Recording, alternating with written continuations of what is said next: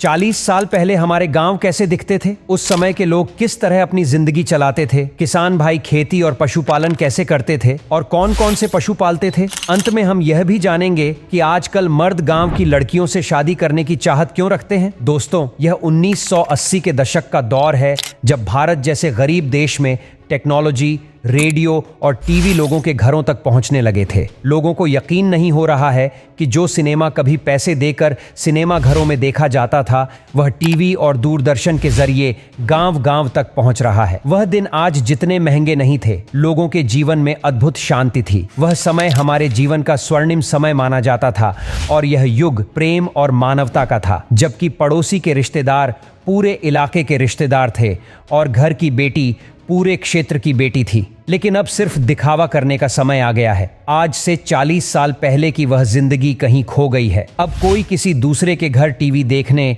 या 4 लोग एक साथ क्रिकेट मैच देखने नहीं जाते। आज टेक्नोलॉजी ने काम तो आसान कर दिया है, लेकिन इंसान को इंसान से अलग भी कर दिया है। वह समय था जब 5वीं पास विद्यार्थी को भी सरकारी नौकरी मिल जाती थी। गांव में केवल कुछ ही लोग शिक्षित थे, क्योंकि अंग्रेजों के पैरों की धूल अभी साफ नहीं हुई थी। गांव के लोग केवल खेती पर निर्भर थे। गांव के अधिकांश स्कूल कक्षा 5 तक ही सीमित थे। 5वीं कक्षा के बाद बच्चों को पढ़ाई के लिए किसी दूसरे शहर जाना पड़ता था। आपने बच्चों को साइकिल से स्कूल जाते देखा होगा। आजकल ऐसे नज़ारे देखने को नहीं मिलते। और 40 साल पहले रसोई में इस्तेमाल होने वाला पेट्रोल से लेकर सरसों का तेल तक सब कुछ इतना सस्ता था कि आप भी सुनकर हैरान रह जाएंगे। जी हाँ दोस्तों, 1980 के आसपास पेट्रोल की कीमत 4 से 5 रुपए प्रति लीटर थी।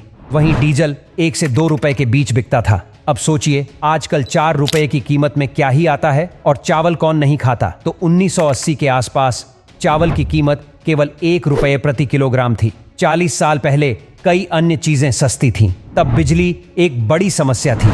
गांव में बिजली लाना बहुत मुश्किल था, इसीलिए लोग इन लालटेनों या बक्सों का इस्तेमाल करते थे। और इन लालटेनों की रोशनी में पढ़ाई कौन करता था, आइए जानते हैं। क्योंकि आज की पीढ़ी शायद नहीं जानती होगी कि कभी लालटेन जैसी कोई चीज होती थी। यहाँ तक कि दुनिया की सबसे बड़ी इमारत में रहने से भी गांव के घर जैसा आराम नहीं मिलेगा। गांव के घर वह गांव की पहचान होती थी, जिससे गांव बन जाता था। उन दिनों कुछ इमारतें ऐसी थीं जिन्हें मनुष्य की विकास की चाहत ने नष्ट कर दिया। चौपाल गांव में होने वाली बैठकों का स्थान होता था, जहां गांव के लोग दुनिया की बातों पर ध्यान देते थे। उस समय महिलाओं का जीवन सारा दिन घर के कामकाज में ही बीतता था। और इस तस्वीर में आप एक महिला को चरखा चलाते हुए देख सकते हैं और इस तस्वीर में हम 2 महिलाओं को चक्की चलाते हुए देख सकते हैं। आज घर का ज्यादातर काम मशीनों से होता है।